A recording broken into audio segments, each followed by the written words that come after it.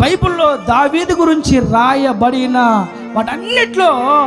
ఎన్ని కష్టాలు, ఎన్ని యుద్ధాలు, ఎన్ని పోరాటాలు, ఎన్ని సమస్యలు, ఎన్ని నిందలు, ఎన్ని అవమానాలు, ఎన్ని కష్టాలు, ఎన్ని ప్రతికూలతలు, ఎన్ని వ్యతిరేకతలు, ఎన్ని పోరాటాలు, ఎంతమంది శత్రువులు దావీదు మీదికి లేచినా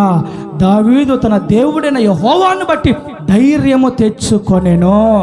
కాబట్టి మన బ్రతుకు పాటల్లో కూడా దావీదు రాజును బట్టి మనం ఏం నేర్చుకోవాలంటే, తన మీదికి లేచిన శత్రువుల విషయమై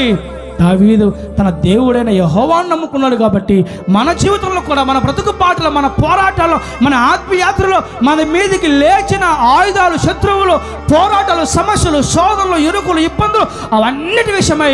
యుద్ధం యెహోవాదే అని నువ్వు చెప్పుకుంటూ వెళితే నీ జీవితంలో ఎప్పుడు యుద్ధం ఎదురైనా సరే,